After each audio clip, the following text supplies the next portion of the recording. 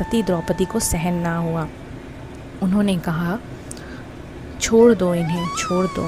ये ब्राह्मण हैं, हम लोगों के अत्यंत पूजनीय, जिनकी कृपा से आपने रहस्य के साथ सारे धनुर्वेद और प्रयोग तथा संपूर्ण शास्त्रों का ज्ञान प्राप्त किया है। वे आपके आचार्य द्रोण के ही पुत्र के रूप में आपके सामने खड़े हैं।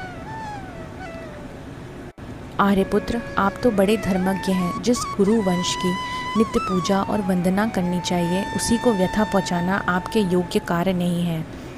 जैसे अपने बच्चों के मर जाने से मैं दुखी होकर रो रही हूँ और मेरी आंखों से बार बार आंसू निकल रहे हैं, वैसे ही इनकी माता पतिव्रता गौतमी ना रोएं। सूत जी कहते हैं, शौनक आदि ऋषियों, द्रौपदी की बात धर्म और न्याय के अनुकूल थी। उसमें कपट नहीं था, करुणा थी। अतएव राजा युधिष्ठिर ने रानी के इस हित भरे श्रेष्ठ वचनों का अभिनंदन किया।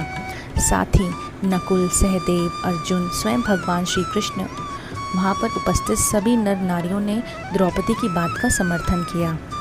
उस समय क्रोधित होकर भीमसेन ने कहा, जितने सोते हुए बच्चों को न अपने लिए और ना ही अपने स्वामी के लिए बल्कि व्यर्थ ही मार डाला, उसका तो वध करना ही उत्तम है। भगवान श्री कृष्ण ने द्रौपदी और भीमसेन की बात सुनकर अर्जुन की ओर देखकर कुछ हंसते हुए कहा। भगवान श्री कृष्ण बोले, ब्राह्मण का वध नहीं करना चाहिए और दुष्ट को मार ही डालना चाहिए।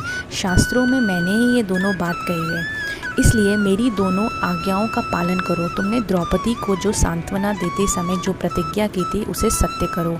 साथ ही भीमसेन, द्रौपदी और मुझे जो भी प्रिय हो, तुम वह करो अर्जुन। सूत जी कहते हैं, अर्जुन भगवान के हृदय की बात तुरंत समझ गए और उन्होंने अपनी तलवार से अश्वत्थामा के सिर की मणि उसके बालों के साथ उतार दी।